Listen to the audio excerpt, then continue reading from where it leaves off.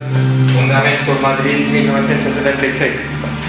De la misère en milieu étudiant, édition Jean Libre, Paris 1976. International situationniste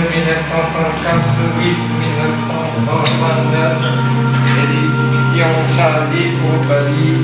La Société du spectacle Guy Debord, édition Jean Libre. De la utopía filosofal del crimen. El proletariado lleva en sí las armas de su autoliberación y no precisa organización que lo ordene o represente. La Internacional Situacionista no es sino una instancia crítica que brinda unos análisis a la clase revolucionaria. Las vanguardias artísticas son comparables a las vanguardias burocráticas del proletariado, ambas mantenedoras de su estatus, del status quo, de que sigan existiendo clases. 1946. Se constituye el movimiento literario para la superación y destrucción del arte. 1957. Extinción y fundación de la Internacional Situacionista. 1962. La Internacional empieza a pasar del arte y a pensar en las causas generales de los sufrimientos particulares. Bakunin. 1970. Se disuelve porque el ser organización la separaba de la práctica. Totalitarismo de la forma mercancía. El trabajo convierte al hombre en mercancía. El capital se enriquece y el fruto del trabajo resulta ajeno al que lo produce. Sobrevivir es renunciar todos los días a la vida, padecer una existencia reducida a los imperativos económicos. Sobrevivimos en la sociedad del espectáculo, sacrificio en el rol, separación entre el trabajador y el hombre y el deseo, el trabajo y el producto.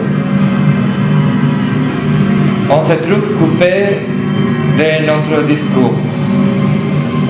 Nos encontramos cortados de nuestro propio discurso por la fragmentación de la cadena de producción, abolición del trabajo, libre construcción de las situaciones, emancipación de los trabajadores. ¿Cómo superar el trabajo? ¿Cómo superar el Estado? Que este mundo reviente. Este es el camino. Entrada de España en la dinámica de las democracias burguesas, banalidades de base, ser propietarios, atribuirse un bien de cuyo goce excluimos a los demás. Es al mismo tiempo reconocer a cada uno un derecho abstracto de posesión. Los no propietarios colaboran con su trabajo en su exclusión, pero acaban sintiéndose en cierta forma participantes de la propiedad que no tienen. ¿Cómo se mantiene esa ilusión? El poseedor explotador inventa el mito de su sacrificio por el bien general. El desinterés del prócer con acciones de banca. Pero el sacrificio solo se realiza en el terreno líquido.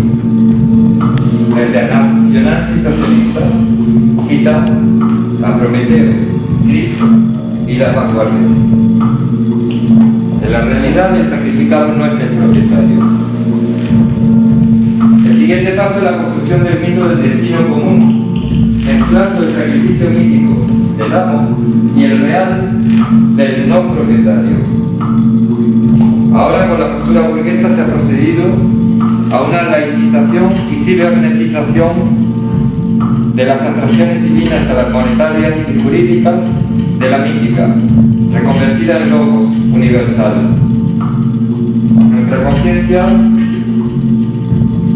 ya no es conciencia del mito y del ser particular en el mito, sino conciencia del espectáculo y conciencia del papel particular en el espectáculo.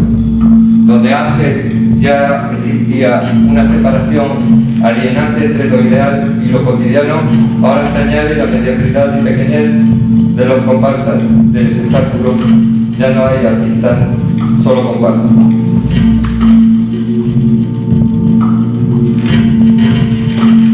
Esto sigue, son notas que tomé antes de que la facultad estuviera en el campus en el otro campus.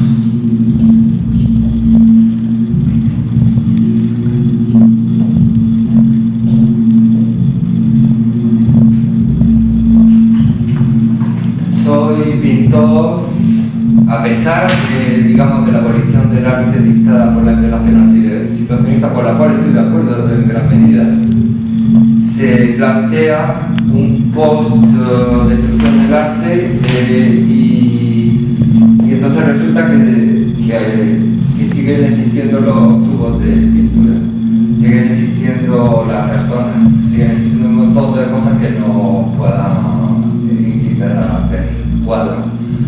Aparte de la ambición un poco imaginaria, genérica de hacerse rico, que de eso es de lo que habla mi novela, como la búsqueda de la fortuna, la primera del oro. Conferencia para la consideración de mi trabajo.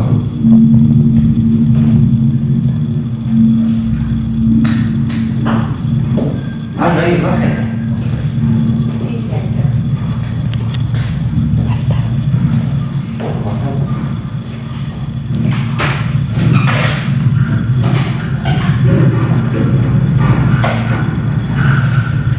Yo me voy dentro de una media. ¿Tendrías que seguir?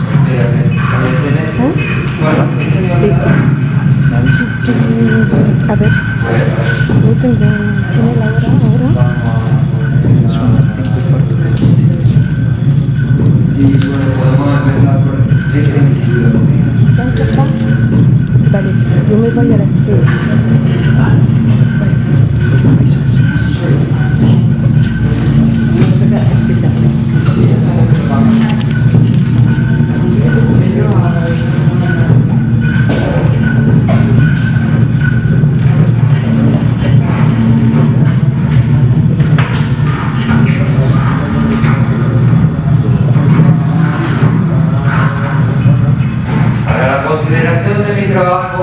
tanto como los textos poéticos o narrativos, como los relatos implícitos a las imágenes plásticas, hay que considerar que opero a través de resortes que tocan a lo real por el método establecido por Julia Kristeva, es decir, el paragrama. ¿Qué es el paragrama? Es un sistema de conexiones múltiples. Mi creación opera así. Es una constante de mi creación, no es más que el conocimiento técnico aprendido y volver activo el arte, y que no sea un producto del mercado, porque el arte que comporta un paragrama no es más integrable al mercado. Todo texto literario u obra poética envía al menos otro texto. Al mismo título, las relaciones en el texto responden a un principio dialógico. La unidad mínima del significante es igualmente doble. Visto bajo este ángulo, el texto se presenta como un sistema de conexiones múltiples que se podría describir como una estructura de redes paragramáticas. Kristeva, 1969 a 123. O bien, justo en la página que precede el capítulo 5 de su libro, el capítulo titulado Para una semiología de los paragramas, el trayecto que se constituye entre los dos polos que el diálogo supone, suprime radicalmente de nuestro campo filosófico los problemas de causalidad, de finalidad, etc. Ciertos artistas que evitamos los corporatistas y que están siempre en las galerías de arte. Querrían que el arte no pusiera en peligro los pequeños intereses de clase, que el arte sea anodino y no diga más que cosas simplistas. Al contrario, el paragrama conserva el secreto del arte gracias a la polisemia de las ideas y de las imágenes. El paragrama permite hacer circular ideas sin que se pueda ponerlas a provecho de otra cosa que la idea ella misma, ya que la idea está integrada a un teatro de la memoria.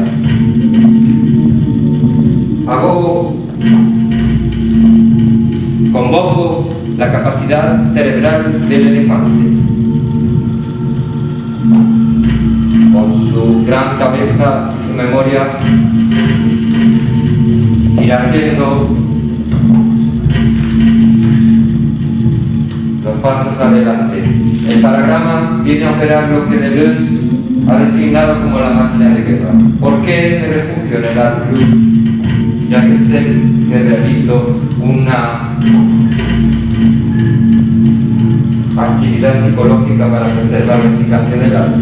Si eso me fragiliza por relación a ciertas cosas, hay montones de cosas que se vuelven inasumibles a causa de mi elección creativa.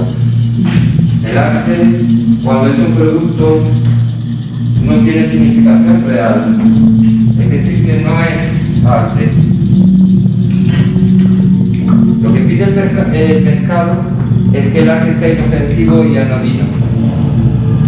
Y un paragrama garantiza la actividad. Cuando un paragrama entra en el mercado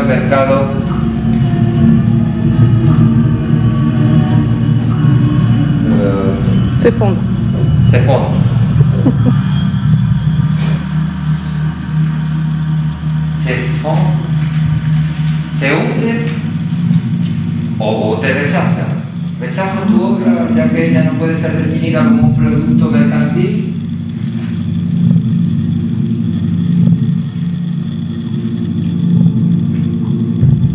No me siento rechazado. Esto va más lejos. Supone asumir una máquina de guerra que está en marcha, proceso guerrero. Esto se integra en la misma corriente de pensamiento y de práctica que Gilles. Tú haces referencia a la máquina de guerra de Deleuze. ¿Cómo la enlazas en su complejidad con tu arte? Esa máquina de guerra. Es una máquina de guerra, pero hace falta que no mate a nadie. Partimos de ahí. Es la proliferación estética la que representa el espejo, una llamada a la prudencia y al respeto, volviéndose último responsable del pintor de todo pensamiento posible. Llegado a este punto, ya no es mi arte lo que está en cuestión, quiero decir, el arte como artesanado, manufactura. Se trata de un texto, y cuando se formula, nos va a situar en una dialéctica que no está puramente en diálogo, que no es puramente un diálogo, pero que a menudo es una situación de crisis de civilización, y yo he tomado partido por la nueva civilización, porque esta nueva civilización va a formularse por sus propios componentes. Esto quiere decir también que he formulado la obra de arte. Es la reforma de la ofrenda, la parada progresiva de Molotov, del sacrificio humano, de la guerra. Y esto es complejo, porque es una máquina de guerra para la guerra. Se trata pues de sabotaje. Por ejemplo, mi abuelo, para parar los obuses, deslizaba una moneda para que el detonador no hiciera explotar el obús en el momento de caer a tierra, en la fábrica de pólvora de Fargue, en 1936-37 hasta su fusilamiento en el 38. Previo periodo de varios meses preso, interrogatorio,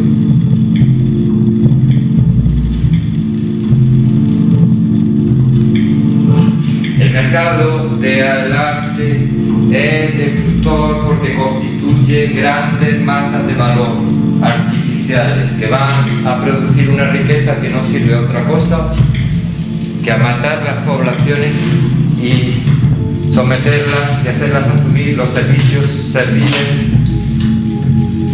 en relación a las demás poblaciones que se refugian por miedo y teniendo miedo constituyen el odio. Así pues, todo esto es la problemática de la injusticia. La guerra ha sido creada para perpetuar la injusticia. Estamos en una confrontación de varias estructuras perpetuas. Así pues, los elefantes se enfrentan. ¿En qué el mercado del arte es injusto? ¿Por qué te rechaza? Tú adoptas la teoría neoliberal que culpabiliza al pobre, ya que no ha hecho suficientemente para ser rico. Yo no me quejo. He tenido muchos privilegios en relación a la mayoría de los habitantes de este planeta. He probado los lujos y si me quejara de que el mercado del arte me excluye, no, estoy contento de no haber participado en el mercado del arte porque he tenido el lujo sin ser reconocido como artista. Comprendo que soy yo el que gana y he comprendido como artista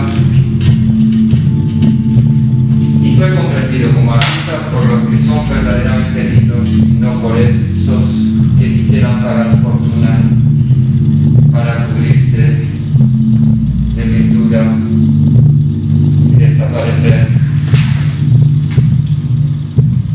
en una nube de placer.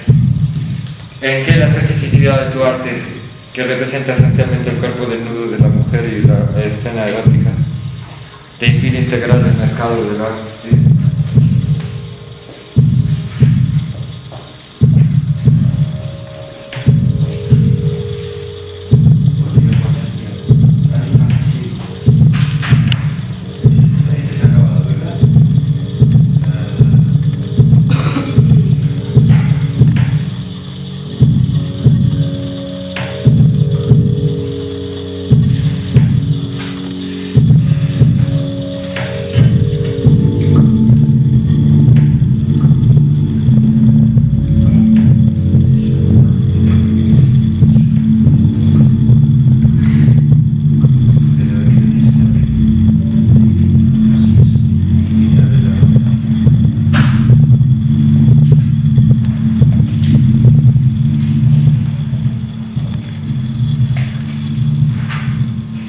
La especificidad de tu arte que representa esencialmente los cuerpos desnudos de las mujeres y las escenas eróticas que impide integrar el mercado del arte.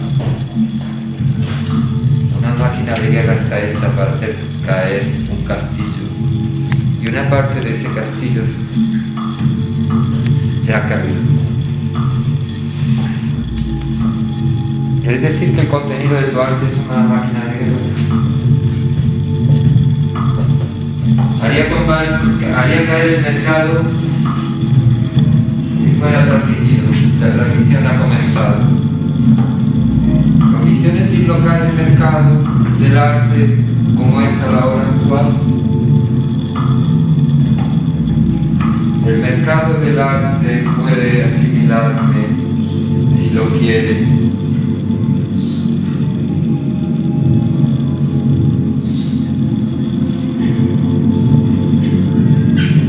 ¿Fue tu arte revolucionario? No puede ser revolucionario, porque estaría en la cárcel, y mi arte no está en la cárcel, porque es un paragrama, una máquina de guerra, no saben desactivarla, eso es todo. Si fuera verdaderamente revolucionario ya estaría en la cárcel. Ahora, entonces es un arte de vanguardia que va a dislocar los esquemas antiguos y eso es la vanguardia, la novedad, en los escombros del pasado. Soy un síntoma de ese lado, un síntoma sintomático. Soy un signo de vergüenza. Me pongo en la cabeza cuando sé que puedo hacer caer el castillo. No me vuelve más digno de nada ponerme en la cabeza cuando el castillo no está delante.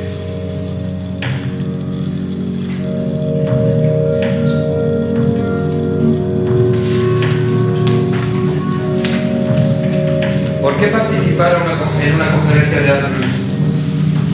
¿Eres un artista blue?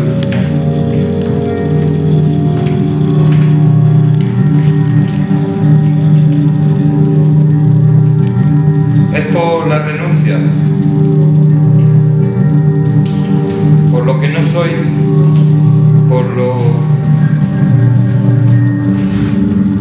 para que los profesores califiquen los alumnos. Estoy contra la selectividad desde que soy joven. ¿Qué relación con el art club? Prefiero decir que soy artista club porque es lo más cutre. Porque no quiero entrar en competición poniéndome un título, porque no me parece bien saltarse puestos en la cola por sistema de mérito. Porque si haces la cola, no llegas. Contra eso es el art club.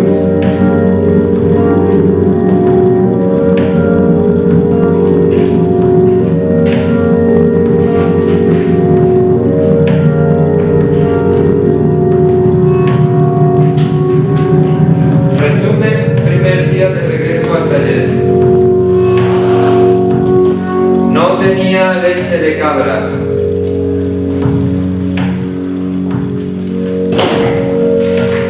Que uso para que el papel no esté muerto cuando pinto acuarelas o tinta china. En fin, voy a pintar 3, preparados de otra forma. Lo mismo pruebo a meter líneas de óleo para retomar aunque sea papel. Alucino lo que ha salido. He hecho uno con acuarela, aparte del raspado de las chicorias que manchaba el centro del papel. No me he comido el cuco. Ante la duda, una mujer desnuda.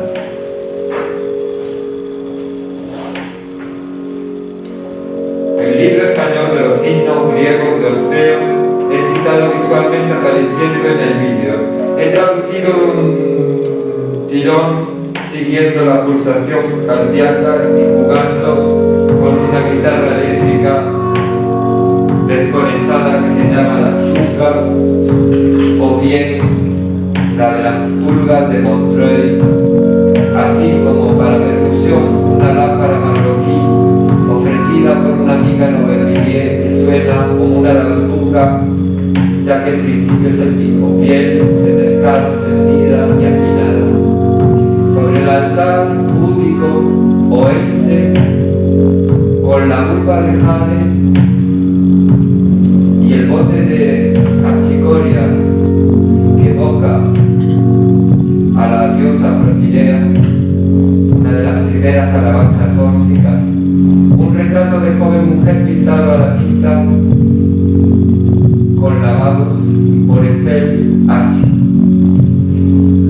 Dicho de otra forma, las anotaciones podrían enlazarse al infinito, pero si esta cuestión de una liturgia, de una obra de uso propiamente religioso, son mis traducciones de magia óptica neoplatónica, así que mis diversos vídeos de arreglos de libros y objetos, así por ejemplo, para citaros un espacio, otro que mi biblioteca taller, el altar funerario del proyecto se lanzó en mi cadena.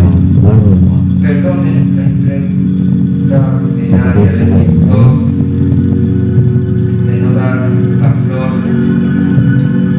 sino en mistura, con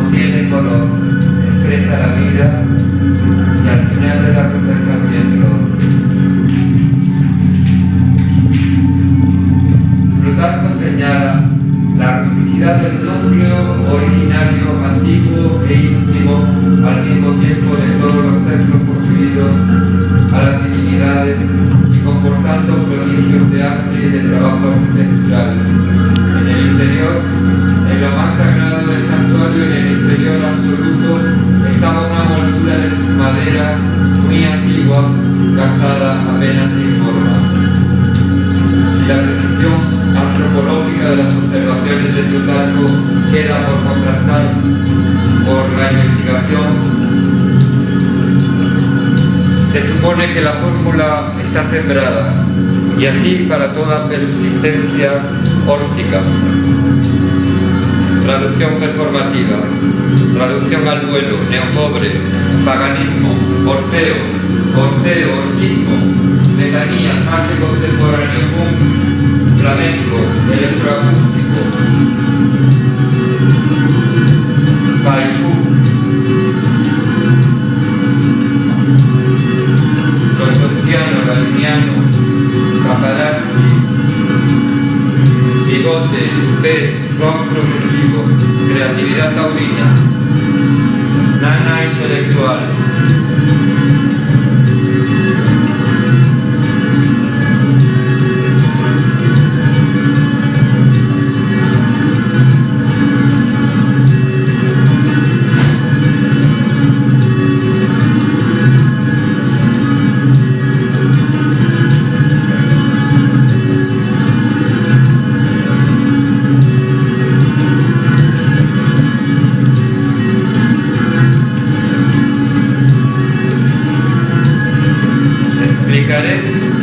¿Por qué Dufay comunica en su texto que ha decidido hacer así, pero no dice la emoción que conlleva?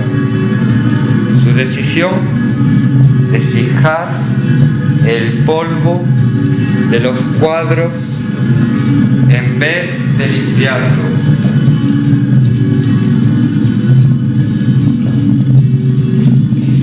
El tema del polvo en los cuadros del Pope de Dark Cruz puede derivar al fetichismo. Y no salimos del imaginario vano. Y de ahí a señalar, como ocurre en la pintura, la posibilidad de otro fetichismo, el orgánico de las primeras representaciones como imagen de culto, y la solemnidad particular que adquiere el ejercicio de la tinta china sobre papel embebido en leche de cabra, y la necesidad de alguna noción de lujo y las maneras de evitar el consumismo y la prostitución, y el flamenco como música mística, al mismo tiempo.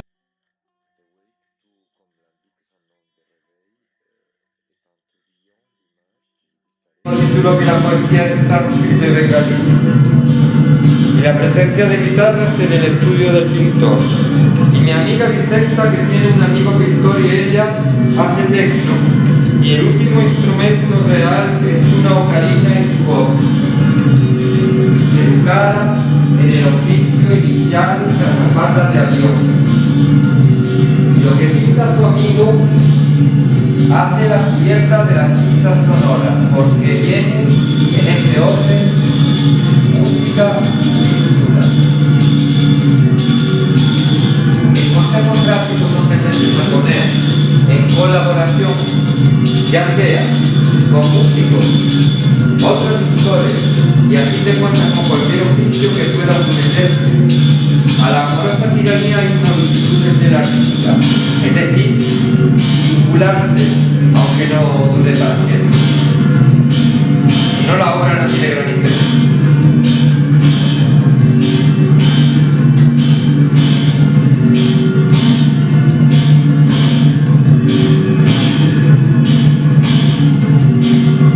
Probablemente lo más secreto es la libertad del solitario. Cantada en forma de mitología urbana, se vuelve materia con la que trabajamos al crear imagen. Estoy hablando ya, no, esta libertad se parece a la materia como se parece el espejismo, es energía, materia consumida y consumada en el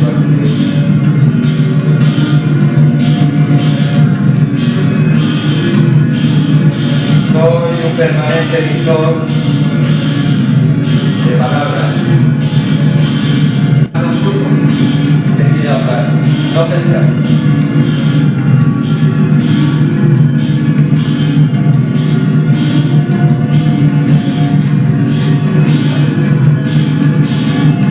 Hace falta una figura tutelar que ayude a pensar.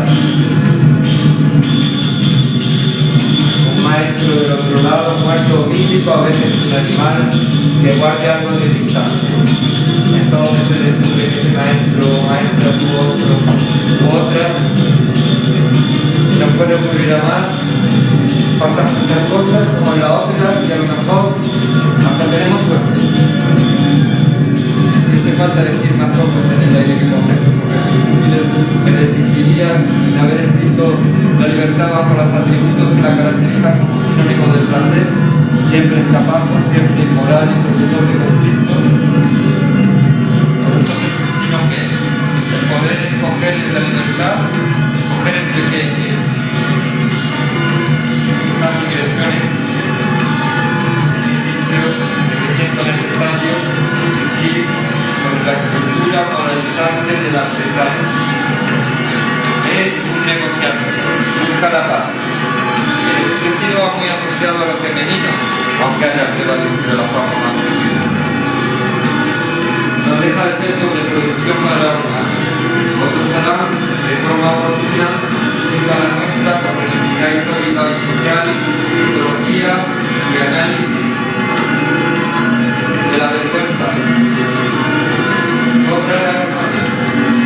Pero nosotros los pintores siempre seremos excesivos y poco finos para la convivencia y el sentido del ridículo.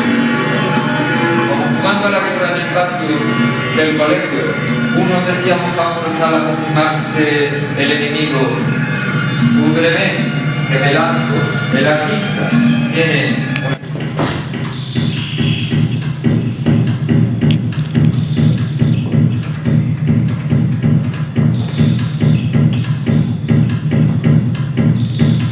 el placer aquí es una extraña condición religiosa para la que nadie nos ha explicado otra cosa que lo que las obras de arte y los cuentos de hadas explican.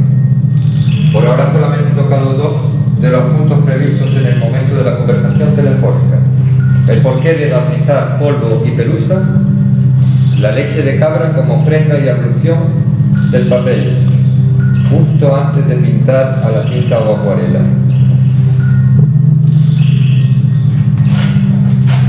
Pero mi intención era propagar aún más gestos y maneras de ver. Por supuesto que hay creencias mágicas que afloran cuando se usa miel o leche en un cuadro si uno es sensible, pero es que esta práctica de la leche me ha permitido abrir el trazo y crear con el auxilio misterioso del azar. El artista es un artesano de repertorios. Hay una dimensión de repertorio que alcanza muchas facetas de la elaboración, lectura y cuidado de la imagen. Cuando uno percibe que las imágenes se animan con la leche, uno pronto deja de usar leche de vaca, tóxica en parte y maloliente, y usa la de cabra, que para los africanos en su estatuario constituye un perfume noble de divinidad bien entretenida y que deja un algo de misterio muy griego en el momento de desplegar viejos dibujos.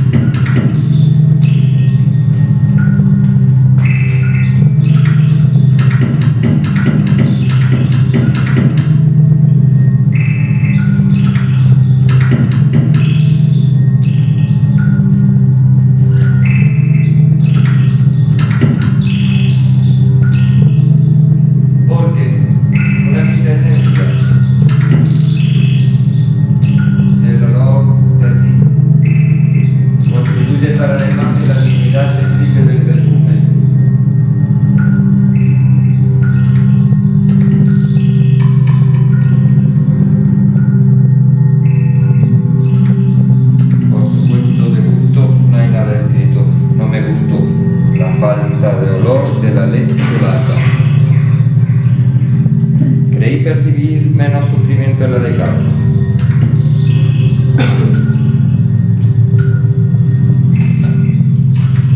Ello me hizo pagar un precio superior y fue reforzado el carácter de ofrenda, pero eso es discutible. El precio de la leche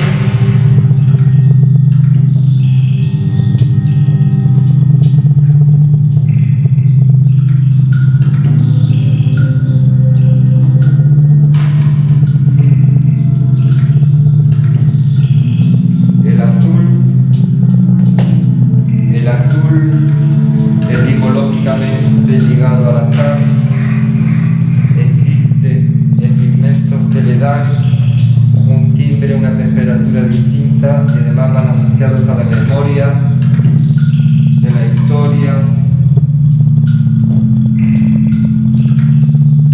Aconsejo tener al menos 3 azules distintos: ultramar, Prusia, cobalto, ultramar, cobalto, turquesa, ultramar, Prusia, turquesa, o si se puede añadir, se añade un azul personal.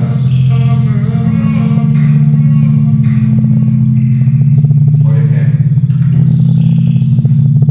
Bleu de Lecture en acuarela, algún día se consigue abrir el cielo.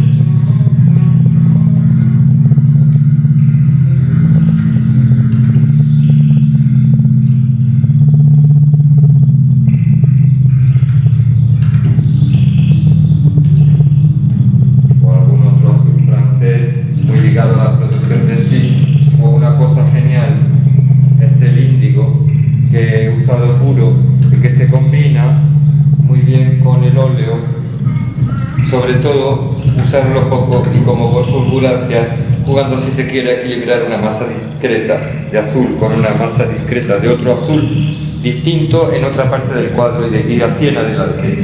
1 litro de óleo de blanco de titanio de cualquier marca que lo venda por litros y con eso el índigo combina de maravilla. Pero su uso debe ser justificado porque su practicancia es oriental y hay que formarse. El yoga es necesario al pintor como a todo ser vivo. El budismo es una consecuencia filosófica del yoga. El pintor solamente le toca directamente lo relativo al color la magia tibetana y china y la psicodelia japonesa, entendido de pronto por Satori, no sin algunos vagabundeos. El significado del color en Oriente se puede usar el índigo. A veces, sobre todo al principio, pensamos en las cosas que no sabemos dibujar ni pintar, cosas que otros dibujaron o pintaron y que no sabemos repetir.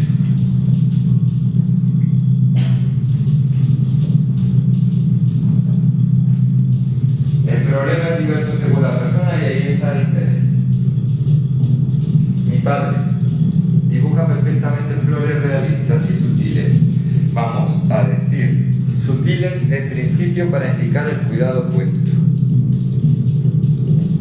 Mi tía Pepita, además de dibujarla, la pinta al óleo y no se creía que me gustasen a mí, un moderno.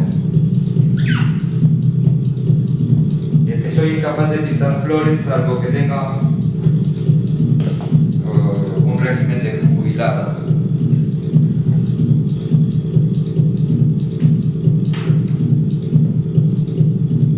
De verdad.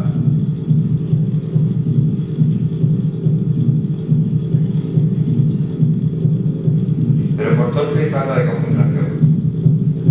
Me las he apañado para no pintar flores. Dibujé a lápiz unas rosas una vez, me salieron mal, pero sí estaba contento porque se notaba lo que era. En un cuadro mío usé un modelo chino de flores de cerezo, pero le pedí que las pintase ella a mi pareja él, que dio así al cuadro un toque genial. Mi hijo dibujaba de niño maravillosos coches y naves, cosa que yo nunca dibujé a su edad, sino lo indio.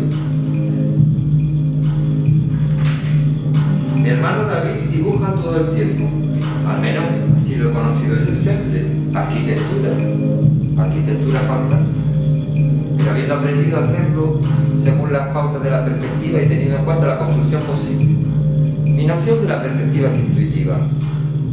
Conseguí trocar por un trabajo teórico muy sentido los ejercicios finales de esa asignatura.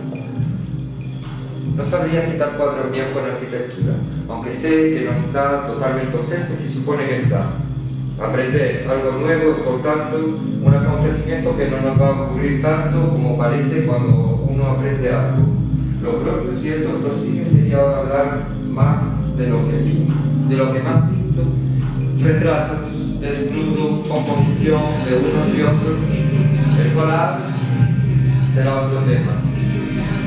Busco que tenga sentido el proceso de realizar cualquier retrato, pero inicialmente he practicado en un banco de la calle con una libreta, mucho.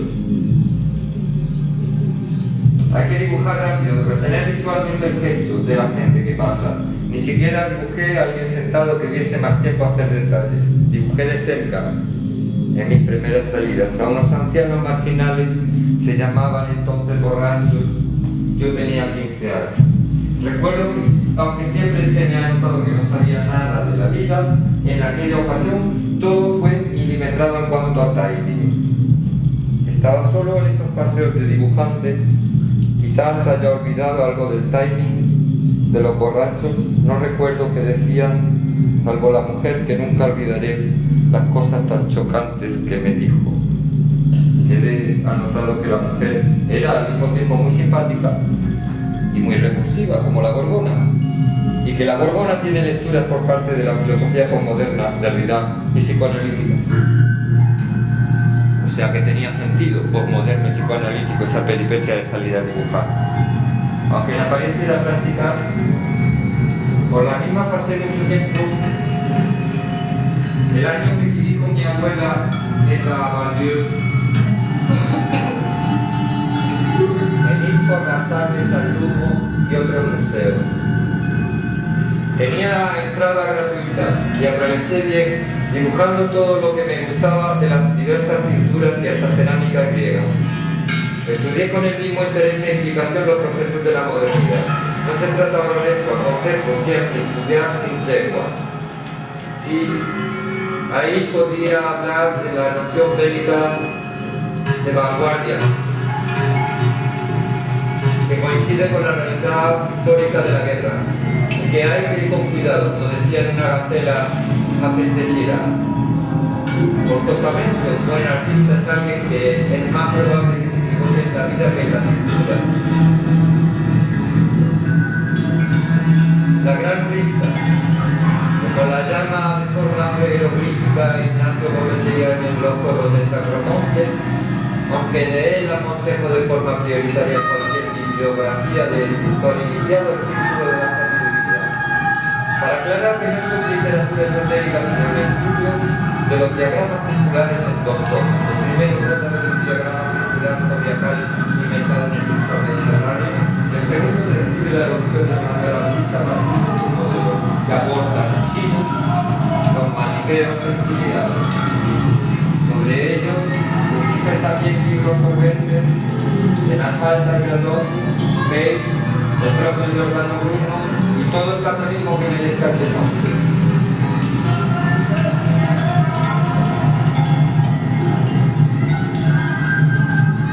Quiero hablar cuanto antes del desnudo, aunque se habla del semidesnudo, que es siempre interesante.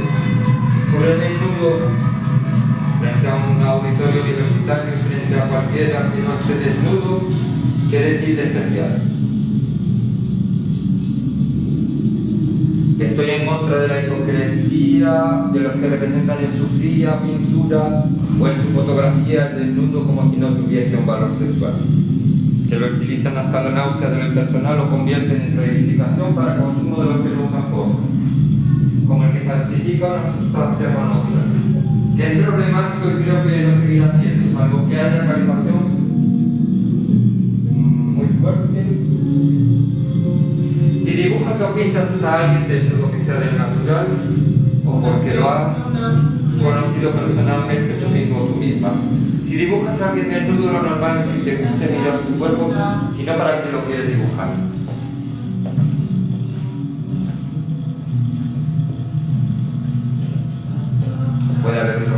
preferido, pintar por amor o amistad afectuosa. El desnudo tiene que ver con los sagrados. Resumiendo, todo retrato, todo desnudo comporta dispositivos muy complejos, variables, cuestiones relativas a la discreción o al pudor, y las cuestiones en el sentido inverso de la belleza como verdad niveladora.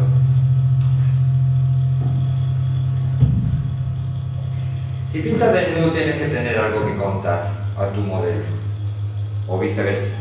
Algunos modelos están leyendo un texto que les pasé, Merezhkovsky. De masculino solamente he hecho semidesnudo, Merezhkovsky. Y un escritor underground que tenía tatuajes con Nietzsche y con textos escritos de la Divina Comedia de Dante, mi padre, con letra gótica.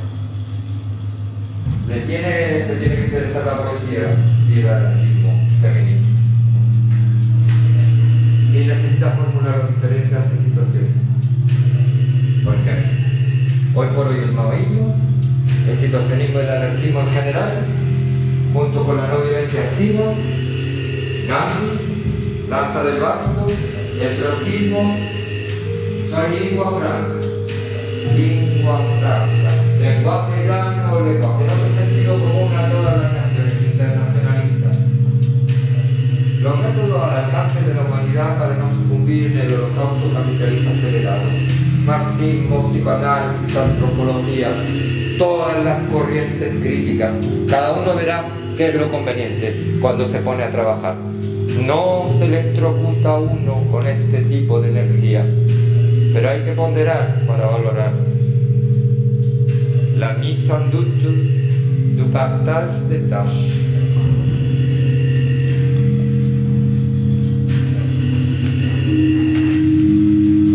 Gracias.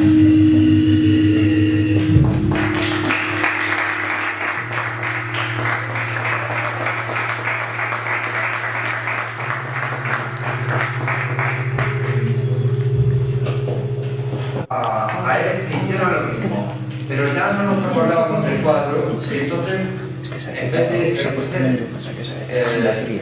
fue relativamente diferente. A continuación pasé el dossier a la galería de Morazán. Y una visita a la galería de Gris hizo una nueva versión en la que ya el único gesto que quedaba era este. Pero también desnudo, retrato, desnudo femenino como retrato, es decir, con función retratística, que sería la cosa. Y entonces el origen era Brut. Yo había hecho una versión expresionista retro y Frédéric Lévis hizo una versión pop.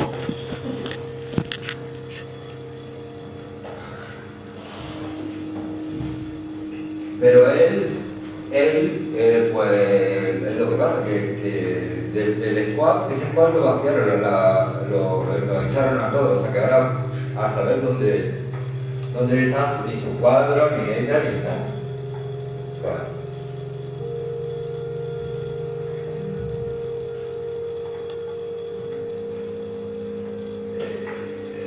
Yo que me he sentido mucho porque si no, o sea, hablaba toda, parece que estoy cargadísimo con algo, ¿no?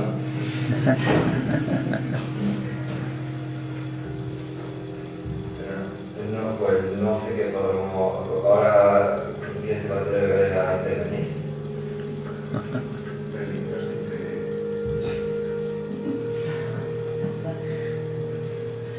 Yo proponía como tema sobre todo pensar en lo que se ve, yo de verdad, me parecía que la idea que más podría calar y que, no, porque la teoría siempre puede ser interesante producir teoría, pero por ejemplo que la cuestión de la leche de cabra en un cuadro pues nos confronta con el consumo, con lo antiguo, con lo vivo, y con el significado sagrado de la representación, que es decir, que si yo ponía leche de cabra en el papel era porque me parecía tan vacío de sentido el papel en sí como una superficie en la que se puede hacer cualquier cosa, que a mí no me parecía que se pudiera hacer cualquier cosa nunca en la vida. Pues ponerle leche era alimentar algo que no estaba y empezar un cuidado de una imagen que iba a venir. Es decir, que cuando el papel tenía la leche ahí, algo de la cabra estaba, del don de la cabra, porque las secreciones de los mamíferos son dones al otro. La leche se hace para otro mamífero, no para el que la produce. En este caso el papel era el mamífero y la imagen era su forma y su rostro, lo que yo fuera a pintar. Pero al poner el pincel con la tinta, la leche lo dispersa a su manera. Entonces uno se confronta como en un juego de pulso o de judo, se confronta a la energía del otro. Y uno tiene unas intenciones, unas ganas de pintar algo o de representar unas concepciones de la forma redonda o cuadrada o grande o pequeña, pero si la tinta quiere hacer otra cosa. Y eso es lo interesante, o sea, es lo mismo que hacen los antropólogos, pero en mi caso un poco suavizado, quizá un kitsch. En la medida en que recupero para un uso burgués, es decir, un uso privado y complaciente, totalmente condenado por la internacional situacionista, todo lo que sea estar a gusto, a que estar incómodo, pero digamos con esa posibilidad de que interviniera lo vivo, de que interviniera el no tener el control de todo el proceso, es decir, dejar una parte del control al elemento leche, al elemento de la cosa. Yo creo que todo eso lo conocemos todos, en realidad yo hablaría más bien para alguien que a lo mejor no se le haya ocurrido, pero aquí se nos ha debido ocurrir ya a todos. O sea que yo he venido a poner el número y a soltar el rollo porque no sabía qué decir más.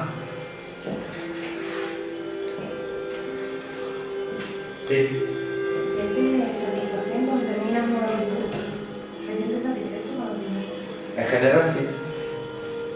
No entiendo cómo, la verdad. No estoy criticando ni nada de eso, sino lo veo tan vacío, tan... Esto sí, pero es que esto es collage. Es más una pregunta de cómo sabes que ese dibujo ya ha dado de sí todo lo que te podía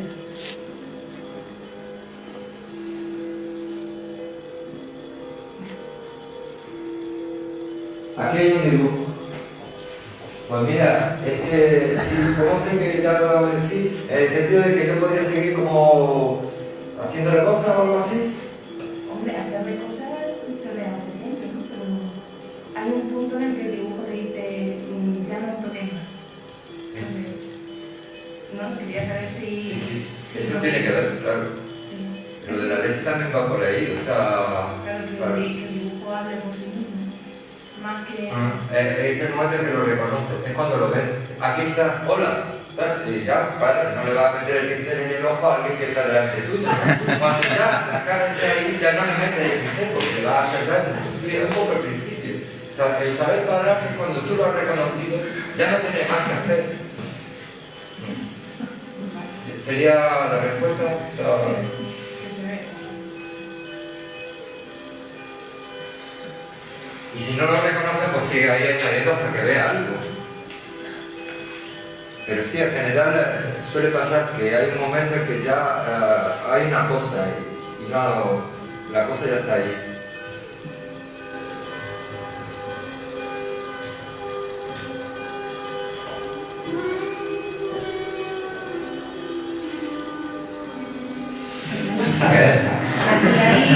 Manuel, aquí. Hola, Estábamos hablando ayer de la manera obsesiva, compulsiva. Tú trabajas, tu manera de trabajar, la cantidad de atención que tienes ¿Es compulsiva? Sí. ¿Trabaja de manera...? Sí, bastante compulsiva. En la medida en que suelo estar muy colocado, si no, no hay manera. Y sobre todo si es pintura de retrato de desnudo, pues además como a 100. Eso te iba a preguntar yo también. ¿A 100 a qué te refieres? Pues que suele ser también un encuentro sentimental y estoy con el corazón así y estoy que me va a dar algo. Y claro, luego ver el cuadro cada vez me acuerdo o en la historia o lo que sea, ¿no? O sea que sí, hay una cosa ahí un poco de justamente lo que criticaban los situacionistas, que era la puesta en escena del artista como héroe que se constituye en héroe, es decir, yo soy el que va a ir a lo alto del castillo a tirarle de la melena a la princesa, ¿sabes? Una cosa... O sea, que es un disparate, eso es... si sirve de algo es más que nada por el follón que se monta y que en ese follón se cuela la revolución, o sea que el artista ahí hace un despliegue de montones de cosas. No es lo más encomiable que hay en el mundo. Más encomiable es criar un niño, montones de cosas, yo qué sé, pero lo que hacemos los artistas, así de esa manera, cuando nos constituimos en artistas con esa cosa teatral. Yo tengo un proyecto de teatro, además, desde el año 1994, la Cuesta de la Cava, el sueño que tuve, ahí había un patio con jazmín y debía ser otoño, verano, y sueño que estoy escribiendo una obra de teatro, que lo tengo ya todo montado, que tengo una historia de teatro que claro, cuando me dije esta obra de teatro ya está.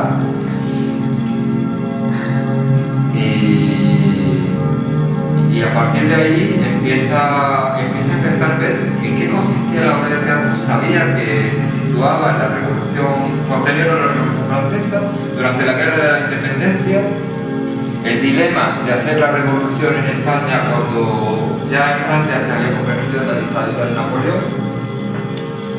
Eso sería una situación histórica que me resultaba sugestiva, pero en el sueño venía dado de una forma enigmática, hierática, digamos, muy teatral, muy como en una pintura egipcia. No había una construcción realista. El teatro consistía en un teatro ceremonial, con lo cual la revolución estaba implícita, pero lo que los personajes estaban haciendo era un golem. Estaban haciendo un muñeco y le estaban imprimiendo las cualidades del hombre nuevo revolucionario. Y para eso recurrían al nacimiento del hombre original, es decir, que retrocedían a la formación de cualquier forma humana y a través del dispositivo astrológico, de atribuciones de una serie de cualidades a cada planeta de los 7 días de la semana, se imprimía en el homúnculo las cualidades humanas que iban a hacerlo el hombre perfecto del futuro. Y entonces se llamaba el larvado. El larvado porque en mis sueños se introdujo así el título. Y comprendo que mi mente compuso como título el larvado para la obra de teatro porque Descartes, filósofo del racionalismo máximo, reductor, dominador y esclavizador de culturas al máximo, porque el cartesianismo es justamente la tiranía del filósofo matemático, metódico, que no perdona nada, que lo reduce todo. Descartes tenía un blasón, era un personaje de Descartes que no era enormemente afortunado. Y sin embargo, se había hecho como se hace alguien a lo mejor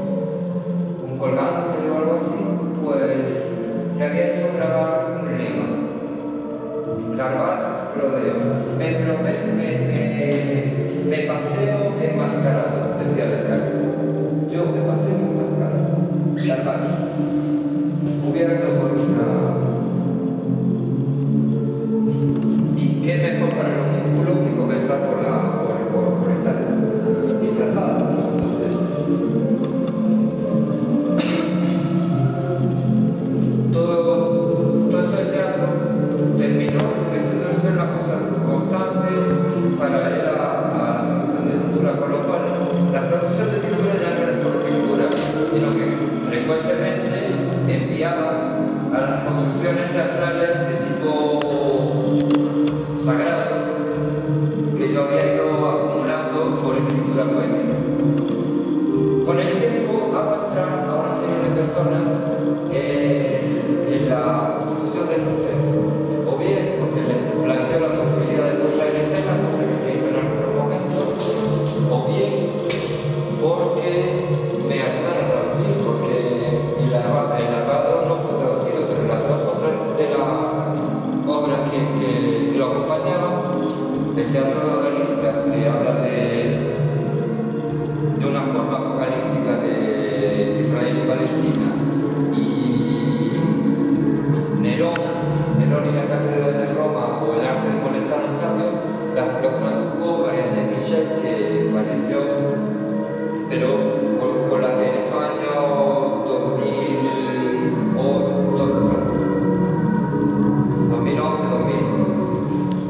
2009, 2010, 2011, pues se planteó traducir y se tradujo una parte de los textos. Ha habido otras aventuras en relación a la posibilidad de teatro que dejan un poco huella en algunos vídeos que no son de collage ni de dibujos, sino que son algunos experimentos de performance. No sé si ya... porque ahora le estoy como abriendo todavía más...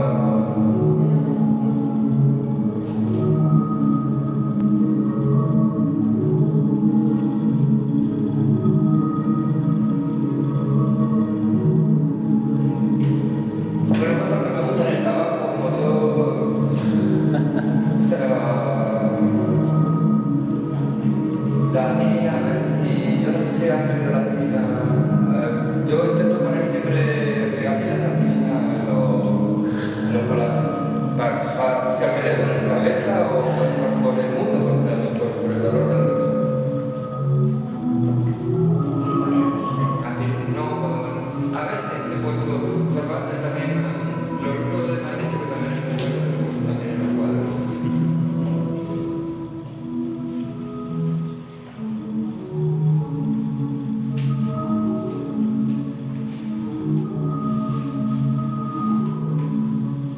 ¿Se puede?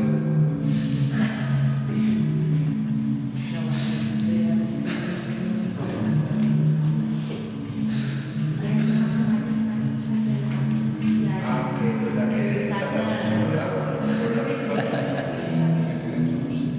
No, siempre está después. Sí, como a...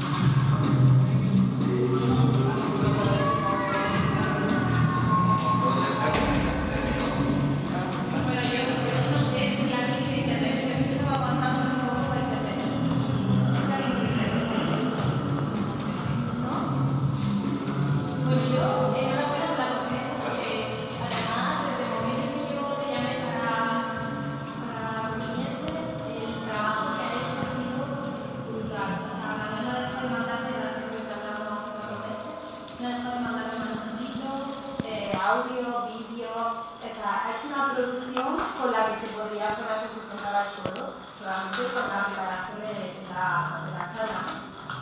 Y yo creo que hasta ahora, entre todas las charlas que hemos tenido, nos ha sentado un poco base, ¿no? En torno a lo que era el arte, pero también el subtítulo que le puse al curso era Ciencia y Literatura y del arte, ¿no? Que me parece que era como también complicado. Y bueno, hasta ahora la única charla en la que yo he sentido como que de verdad había algo de proceso creativo así de Elena, ¿no?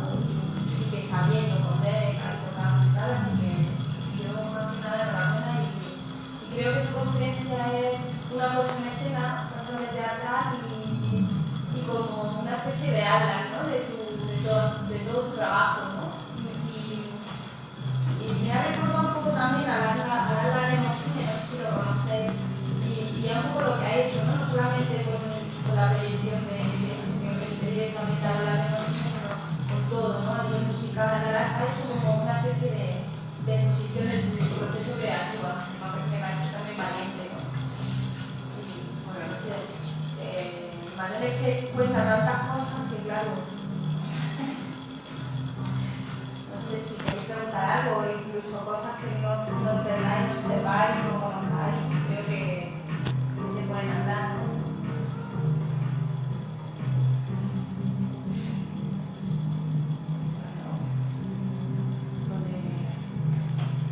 El desnudo, eso que ha dicho de...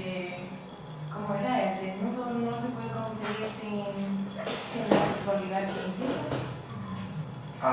Sí, eso es una butada. En realidad, ahí hablaba más por mí, por el hecho de que quizá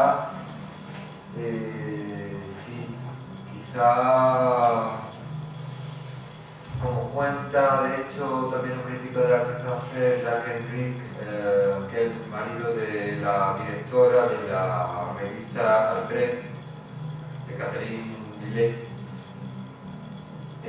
Jacques Henrique decía que el cuadro de desnudo los pintores lo hacían como pretexto para echarse novia, no sé qué, o sea, y esa explicación tiene una parte, ¿no? que tiene que ver con las relaciones eróticas entre personas. Entonces, yo cuando veo desnudos que están despersonalizados, que no se ve eso, me parece una tontería. Digo, ¿para qué quieren pintar o dibujar o hacer fotos de desnudos sin el rollo? Porque no tiene nada que ver. Pero ese es mi punto de vista, o sea, cada cual, ya, eso que hay muchas formas de abordar el arte, pero yo ahí planteaba, eso sí era un poco mi visión, un poco como que yo no entendía otra forma de... Ahora, todo eso se puede cuestionar, incluso me puedo cuestionar yo mismo de la noche a la mañana, o sea, por supuesto. Pero aquí, por ejemplo, no se permite tocar el modelo, ¿no? Cuando yo estudiaba... Perdona, no voy a cerrar, porque si llega a conseguir y me van a fumar, me echan, ¿no? No, me voy a solo. No, pero fumate, ¿no? Ya he echado la llave. Es que no tira, yo no sé, lo he tirado muy apretado. Me da bastante vergüenza, o sea, yo creo que sí que un poco ya tan teatral, que estás fumando uno que se apaga solo.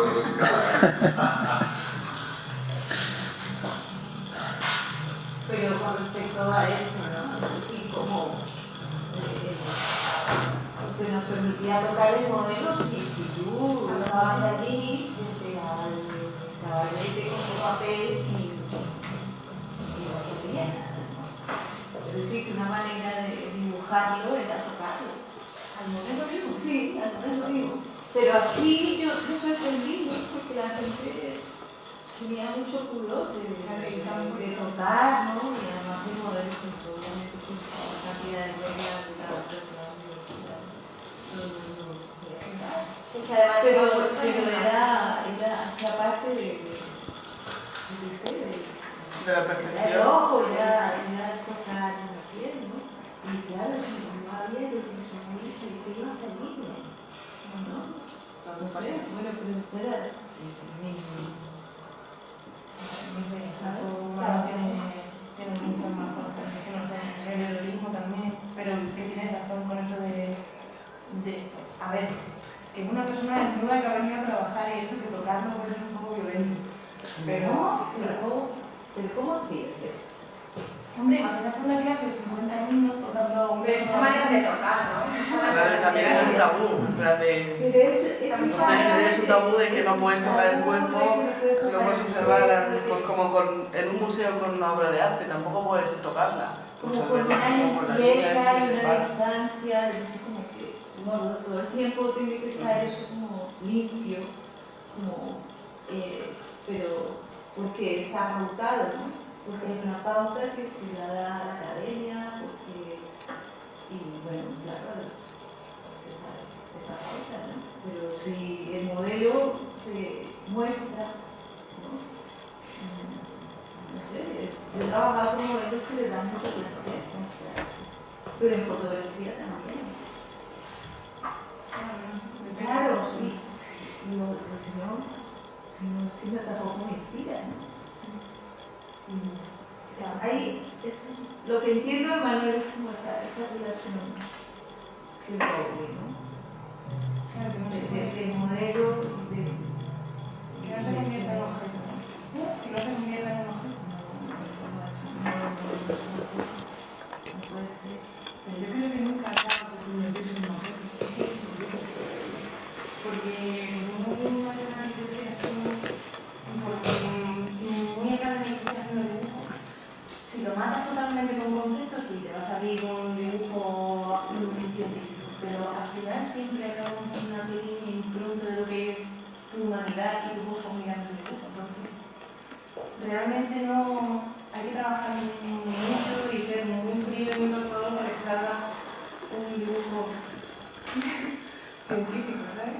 Porque al final es un humano traduciendo otro humano en un papel, entonces al final nunca se elimina ese elemento de carne y hueso.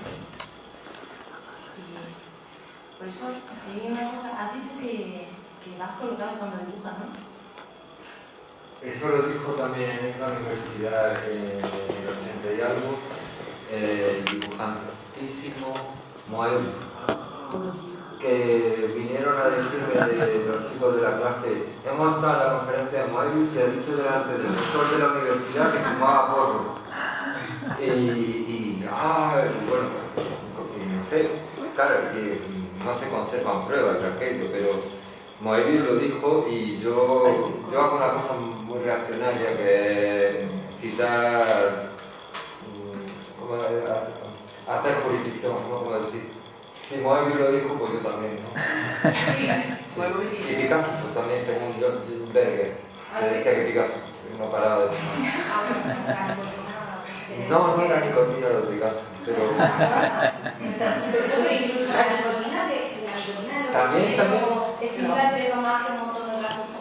Los jíbaros lo dicen, la toman bebida y se bueno, más que la cafeína, es una cosa... Sí. Yo la hice en infusión y casi me muero. Sí, ese día, al día siguiente tenía examen de recuperación de anatomía y sorprendí. Es que es la mirada fría del cuerpo. ¿Ves? Hay en universidades donde todavía se puede fumar lo que quieras en clase. Bueno, en la Edad Media. No, ya actualmente. Yo estoy en Salamanca y ahí era lo más normal estar en clase. Bueno, teníamos hasta el camping gas en clase, entonces podías fumar. Es verdad, que yo estaba ahí. Sí, Sí. Bien. Una puta fría. Bueno, las aulas eran inmensas.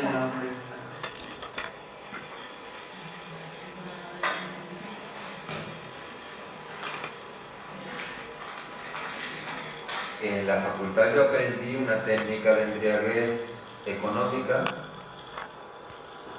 porque un compañero de clase era de pueblo y nos decía que lo que hacía, que pedía en la bodega de Espadafón, la bodega de La Mancha, un vaso de palo cortado y una cucharilla, y se lo tomaba con cucharilla, tomándolo con cucharilla, vas a saberlo, se quedaba, ya se le olvidaba todo, se le quedaba la pena. Un solo vaso de vino, pero con cucharilla, a ver si con la cucharilla. No sé, yo no lo tengo que probar, pero quiero decir, la posibilidad existe que con muy poco se puede uno colocar.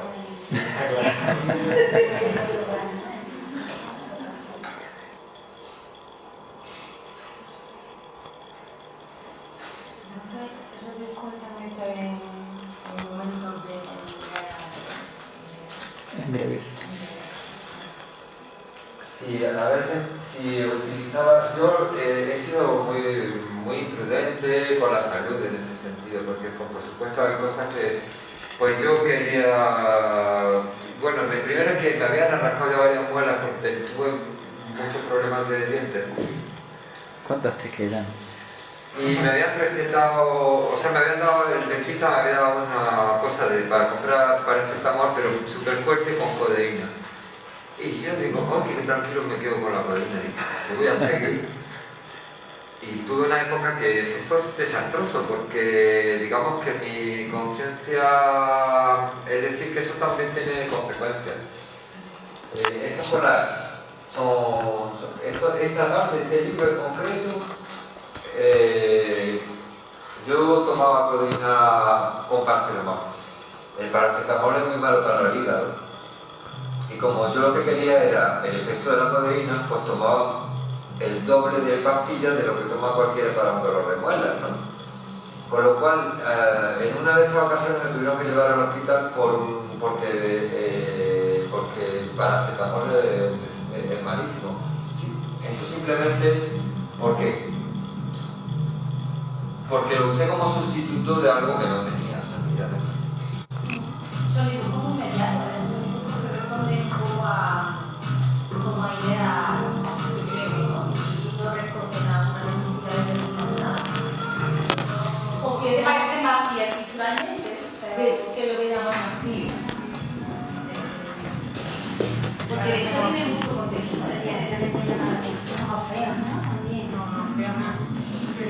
Yo les voy a poner una parte de vídeo de dibujo, para hablamos de dibujo, quizás mucho más para nosotros porque somos casi todos artistas y el dibujo es un punto de referencia. Porque esto no escolar es que de no acabar, o sea, yo ahí...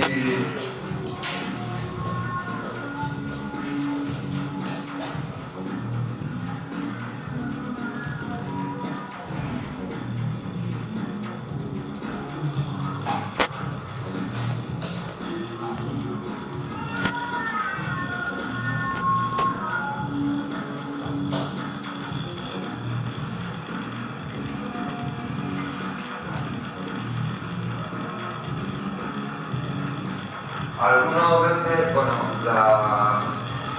los dibujos son vacíos o no vacíos, eso es muy difícil de saber, ¿no? Sí, a ver, yo entiendo que ya no se lleva eso de sombra difuminada y de ya no hemos de aquí, pero siendo una línea tan simple, no deja nada a la imaginación. Está todo tan cerrado, tan lejos, que al final acaba siendo un dibujo simple y no vacío, pero no, a lo mejor soy yo desde mi punto de vista, no me emociona al nivel que podría hacer los dibujos de Egon Schiele, por ejemplo, también son dibujos así sin una línea simple. Por eso te preguntaba cuando si de verdad te emociona eso. Pues...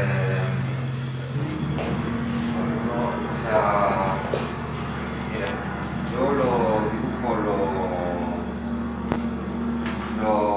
lo hago muy a menudo. Y la motivación suele ser más o menos la misma siempre, que es ver algo que me gustaría ver. Y por eso lo dibujo lo más rotundo y lo más redondo, ¿cómo decir? Lo más nítido posible. sin por eso ser tampoco, es decir, hacer una nitidez añadida, es decir, de estar retocando, sino simplemente que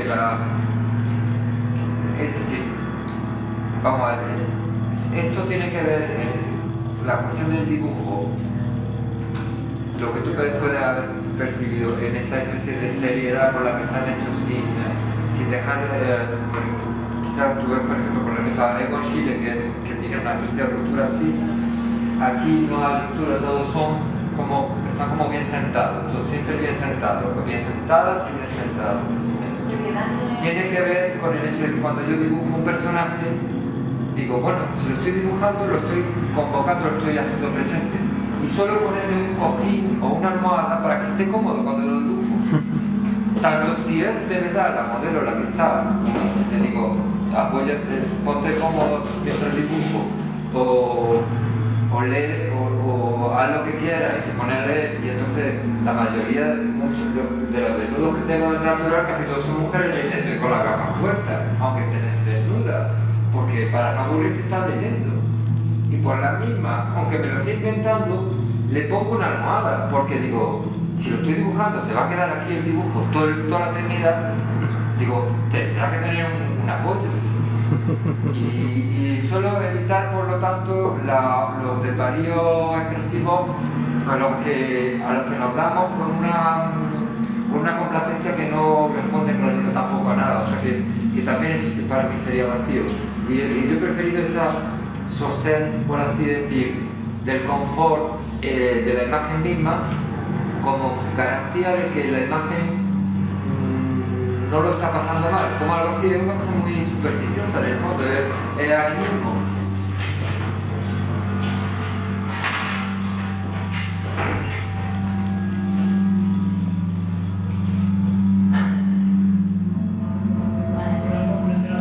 ¿Ves lo que quiero decir? ¿Ves por dónde lo enfoco yo?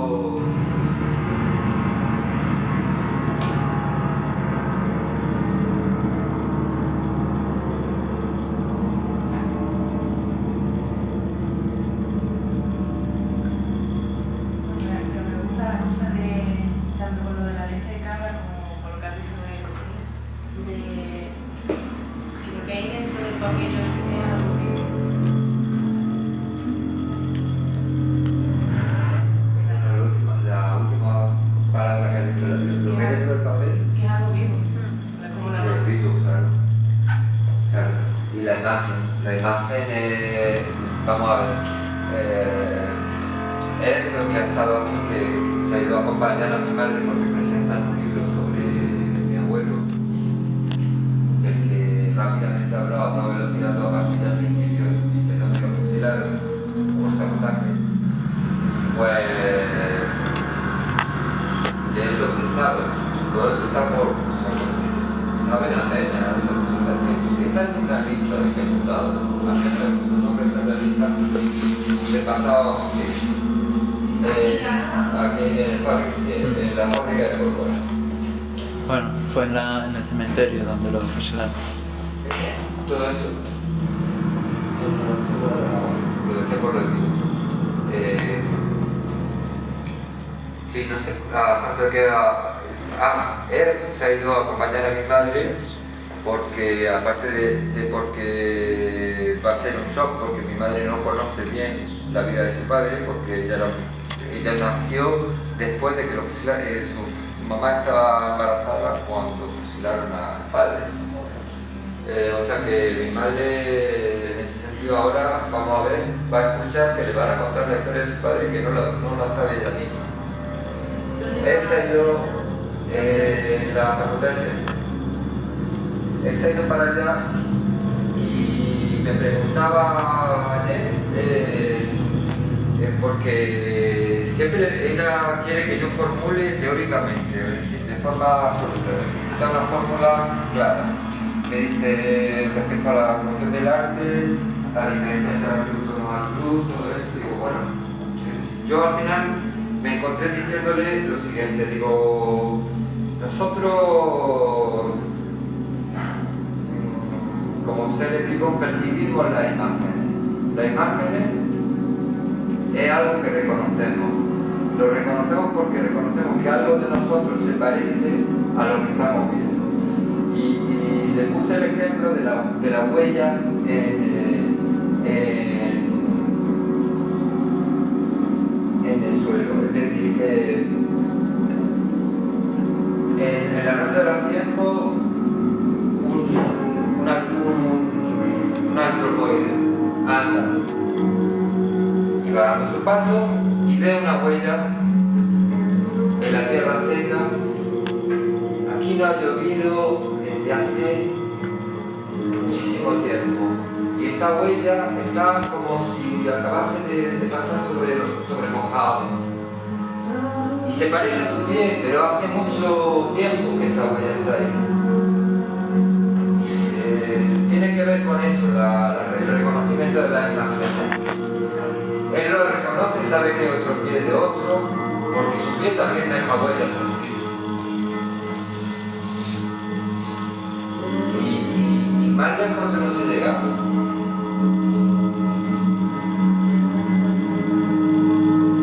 No sé. Uno llega cuando uno acumula experiencia y uno aprende a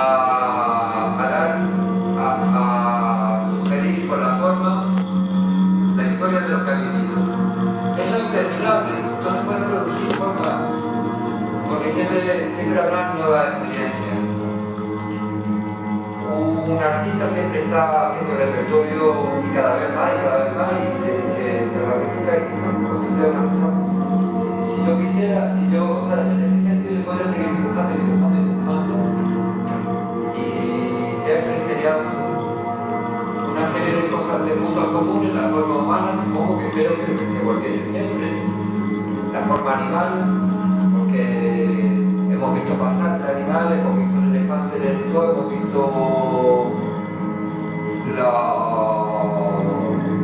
los burros, los caballos, los perros, los gatos, muchos gatos. Yo dibujo gatos, dibujo perros, dibujo ciervos,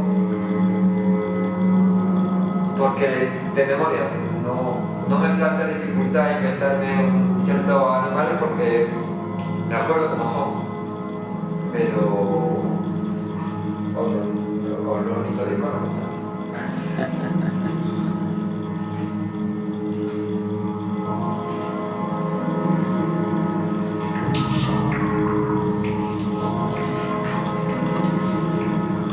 Sí, son banalidades en el fondo. Raúl Van Eycken decía que el interés que tenía conservar cierta forma artística en un mundo transformado por la revolución permanente era que nos lo podíamos pasar bien con algunas cuestiones del arte y que por lo tanto, digamos como buenos piratas y forajidos revolucionarios, cogíamos la obra de arte y nos la llevábamos también por el resto.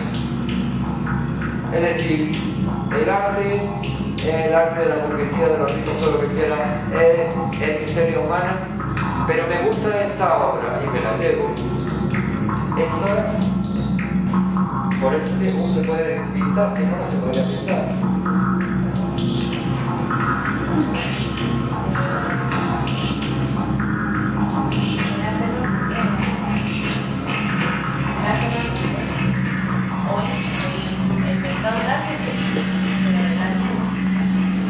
El mercado del arte se destruiría por la revolución. Tampoco. No, es que el principio del mercado es ya el principio de confluencia social. O sea que el mercado del arte es lo único que puede desaparecer de la vida terrestre, en mi opinión.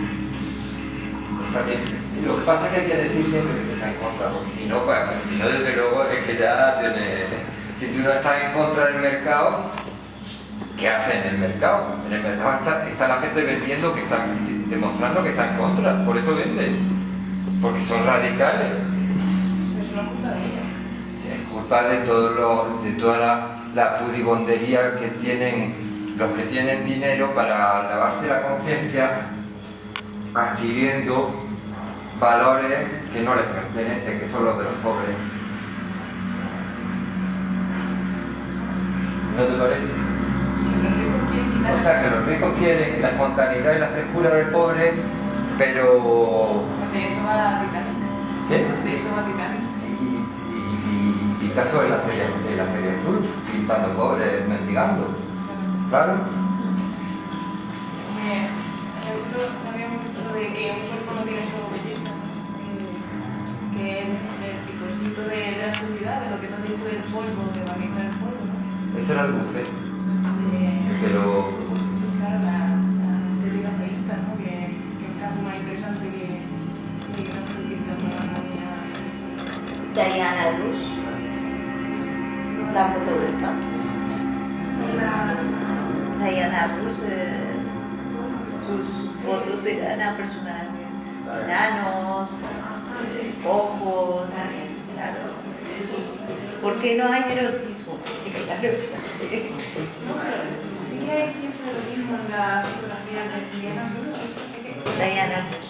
Sí que hay cierta cosilla de fetiche, que dices tú, hay una o sea, al final es más interesante la mezcla y Es como algo que se puede tocar, ¿no? Que está cercano a ser la mezcla tocado. del erotismo y la deformidad es como que te lleva a ti mismo a decir, ¿a qué punto me gusta a mí esto? ¿Por qué me está gustando esto? Siempre crearte una pregunta y hacerte así de repetir. ¿Sabes? Que el otro día estoy intentando, estoy hablando ya mucho, ¿vale? Es como los cuadros que pintan los chiringuitos que pintan las gambas y los calamares, los bocadillos pintan cultura. Digo, que alucinante, esto es lo que yo querría pintar siempre, porque me apetece tanto comer una gamba. Y entonces digo, pero ¿cómo puede haber algo mejor que esto? No hay más pintura que pintar un plato de gamba o algo así que realmente en un momento lo vas a pedir y te lo va a servir el camarero. Eso sería un poco por la idea de, ¿no? Que hablaba Niña ayer, que dibujaba a su padre, a su madre, la alimento que no tenía, la comida que no tenía, ¿no? Que le faltaba lo dibujaba, ¿no? Sí, era preciosa la idea. Sí, cerca del perro que también estaba, un gran cubano que no tenía medios casi. Y entonces, bueno, se quedó sin familia y no tenía nada, ni siquiera tenía nada, bombilla en el baño. Todo lo que no tenía lo dibujaba en las paredes de la casa. Tenía a su madre, a su padre, la bombilla al baño, el sol, La función también funeraria que tiene, o sea que el primer acto pictórico,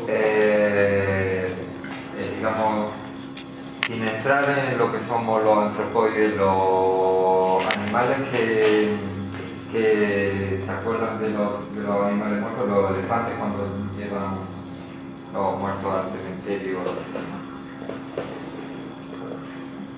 Y que vuelven en la fecha que sea, vuelven. El hombre primitivo que entierra al que murió y le coloca lo que era de él. Y cuando va, lo reconoce, aquí está el cacharro, lo que sea, no sé lo que serían los objetos de un antiguo hombre o mujer.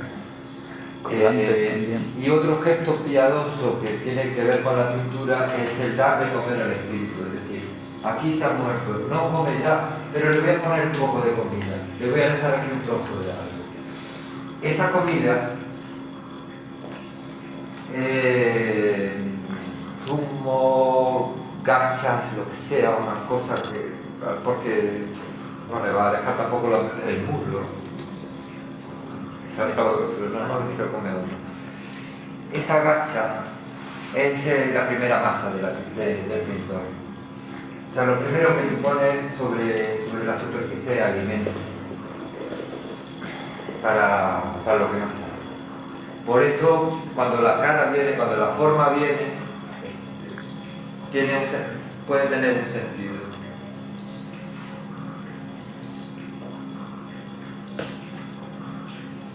Pero eso es al bruto, en el sentido de que es muy radical la forma en que yo lo abordo, porque se puede abordar así, pero todo seguido a la vez,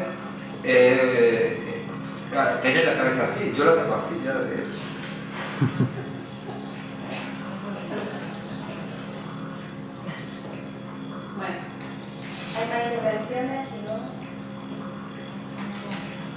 referencia a algo que no se haya quedado claro.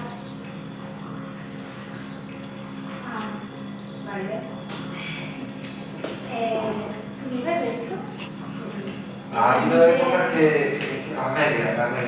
Yo ahora mismo estoy teniendo dificultades en esta, pero también es que me he desinteresado un poco porque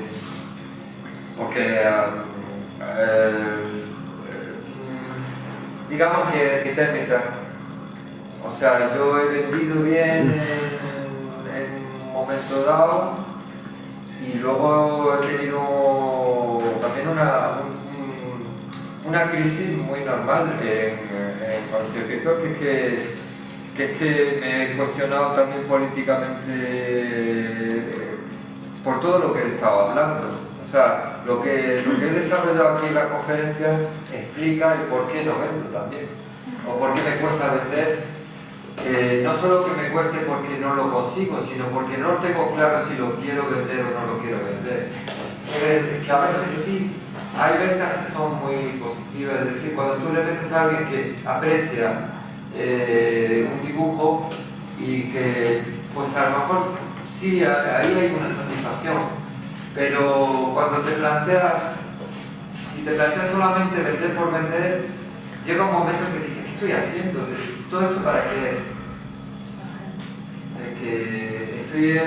Porque queriendo vender generalmente te van a integrar en una serie de cosas que finalmente te obligan a hacer otra cosa de lo que tú pensabas. Y se puede seguir ese camino, pero en mi caso mi estrategia ha consistido en la desobediencia sistemática. Entonces cuando vi que realmente me decían, usted tiene que, o sea, yo empecé a vender, y en un momento dado me viene alguien a decir, usted tiene que vender. Y yo digo, ¿cómo que tengo que vender? Pues ahora no vendo. En cierta medida ha sido así, Por otra parte, ha jugado una cuestión de confrontación entre artistas, de polémica. Han pasado, en mi caso, muchas cosas. Pero bueno, ahora hay una galería en la Zubia que son suizos y que tienen dibujos míos. Ellos teóricamente no pueden vender. Y yo no estoy en contra. Si lo venden, pues se supone que me darán a mi dinero. Yo que no sé si lo de vender ellos lo consideran que lo venden solo para ellos y es que ya no sé qué esperar de una galería. O sea, se supone que me darán a mi parte. Ese también es el tema. Estamos ahora mismo metidos en una galería por el hecho de vender, porque si queda con el 40 o el 50. Y además luego, claro, no es algo que tú puedas mantener como siempre así, ¿no? De pronto estás así y de pronto estás así.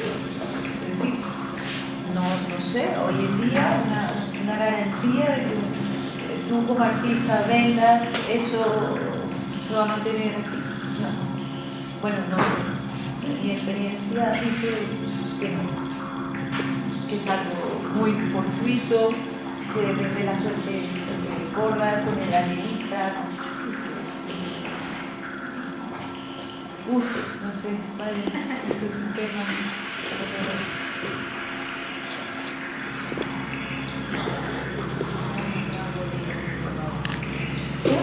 Da demasiada miedo a la gente para ponerse a ser artista. No merece la pena intentar dar explicaciones sobre tu obra al que es el público, porque es que el público hoy en día lo que quiere, no sé si estoy siendo muy radical, basura aparte. No sé. Sí, pero no por eso tú dejas de hacer lo que tú haces. Sí, pero lo hago para mí, por mí, para mí, como he dicho, para amigos, para gente que de verdad, es que suena muy totalitario, eso de pagar a los dignos, pero si quieres hacer lo que verdaderamente sientes, hoy en día no ha conseguido mucho. La música no pasa igual, pero la gente piensa que si vende no hay mejor música, y sin embargo lo que es de verdad música no debe ser de música. Claro. Tiene Pero quiero decir que cuando alguien quiere crear, tiene esa necesidad de crear lo que no quiero decir, puede hacer algo comercial, que de hecho también hay gente que lo hace, ¿no? Me dedico a hacer algo comercial que sí que va a triunfar, aunque... ¿Cómo te llamas? ¿Cómo? Maite. Es que desde el lunes llevamos hablando, ¿no? Un poco de este tema y obviando el tema del mercado y la galería, porque realmente lo que estamos hablando es de proceso creativo, ¿no? Entonces yo creo que entrar en esas cuestiones, bueno, puede ser interesante en un momento dado. Lo que me llama la atención es que toda esa producción que viene, que ocupa muchísimo tiempo, porque dedicarte a crear, si no tienes, ¿no? Si no, luego eso no tiene, no porque tú lo quieras vender, sino porque seamos realistas que... Bueno, pero puedes hacer cosas pequeñitas también, ¿eh? Ya, O sea que en realidad yo casi estoy por decir, más vale ser docente que ser artista, en realidad en muchos sentidos. Ahora lo que pasa en mi caso es que yo no conseguí ser docente, o sea, yo cuando me planteé, cuando llegué a la enseñanza, yo tenía tantas ganas de que fuera otra cosa distinta que a mí me estalló la cabeza, se me colapsé y lo tuve que dejar y digo, pues nada, no me queda otra que el arte de verdad y ya está, no, porque mi naturaleza no me daba para ser docente. Tienes que crear como línea cuando lo ponías, eran artistas, si no creaba de una manera, creaba, es decir, esa necesidad, ese impulso de crear, vendas, no vendas, vivas con eso, no vivas, y bueno, podemos mil ejemplos de artistas, ¿no? Pero bueno, en su caso era una curiosidad si realmente... Sí, como que llegas ahí y es que no has tenido otra, o sea, generalmente vas por derivación, o sea, llegas a ocupar, parece que estás en el sumum de una pirámide casi, que yo eso también lo he enunciado a través de lo que he leído de los situacionistas que critican la estructura jerárquica, ¿no? Parece un poco como que el artista puro es como el gran predador que se puede, es como el león en la selva, ¿no? Y los demás son gacelitas y cebras, los demás artistas, ¿no? Y eso el que se lo crea, pues yo no sé, yo creo que hay que romper ese encantamiento de la estructura piramidal de la vida, tanto para el arte como para el consumo, montones de cosas. En eso estamos todos. Ahora es cierto que yo me he situado como un poco, sí, artista puro, ¿no? Claro, entonces el artista puro es como lo más potente que hay, la máxima concentración de estética, ¿no? Pero eso, también eso es como la necesaria apuesta a la que hemos de alguna manera llegado. Incluso me atrevería a decir generacionalmente, hay como una generación que damos vueltas alrededor de lo mismo. Me encontré con Oriol Sánchez, es un amigo común, cineasta, y me enseña sus piezas, pero digo, pues esto es una maravilla, esto es una brutalidad, eso es de los que hay que incluir en el grupo.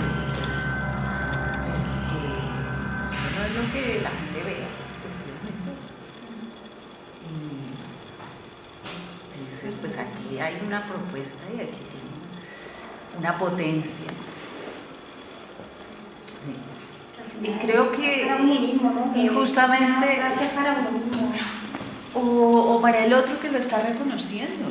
Y entonces hablábamos con Oriol de eso, nos quedamos como una generación que decimos, sí, mira lo que hace, mira, pero nos quejamos quizás todos de lo mismo, es decir, el reconocimiento no está afuera y económicamente tampoco, ¿no? Pero no dejas de hacer lo que haces. no puede dejar de ver. No, es su obsesión.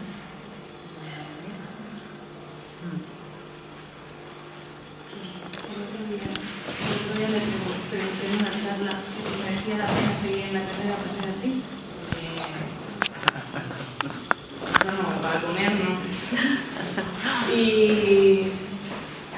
Y me dijeron que ya eso del artista bohemio que se emborracha de asenta, eso ya no iba a funcionar. Que en el mundo de la vida no había ese artista excepcional que no vive en una esquina, sino un tío responsable, que hace sus entregas, que está concienciado con lo que tiene que hacer. Pero ¿qué tipo de artista es ese? Si es que está muerto de espíritu. Un funcionario. Claro, es que eso, el artista verdadero esto de asenta es de empaparse de la vida y de la corriente y dejar que vomitar sobre lo que sea, no si voy a hacer esto con estos coloritos que eso es como, eso es lo que tú has dicho, un funcionario, no lo habría escrito, así que... Bueno, pero que hay distintas maneras de crear, tampoco todas son iguales, hay maneras. Cada uno tenemos una manera, hay gente que es muy... ¿cómo se llama? Pero que necesita mucho orden, que todo está... Y no por eso te parece como pero que no necesariamente lo bohemio dentro pero sí como lo que podría ser eso de lo bohemio, es decir, lo bohemio como una renuncia, no como me voy a poner a estar puro de lo que sea, pero sí hay esa parte, digamos, de romanticismo, podría ser. Sí. Claro. Que ya es la señora no fuera del sistema, sino que el sistema es se montó. Como lo que pasó con los hippies, Sí. Entonces, todo empieza luego todo termina.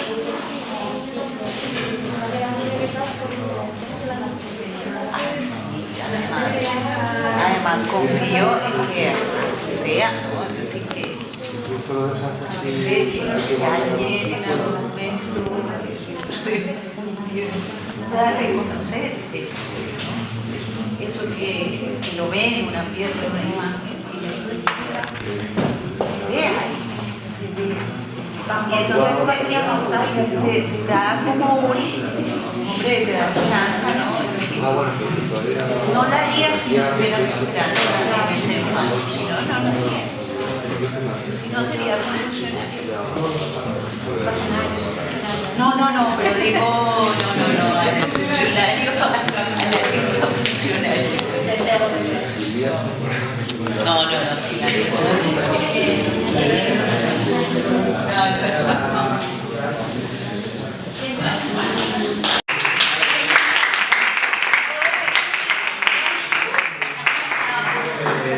Yo no la he entendido, pero hasta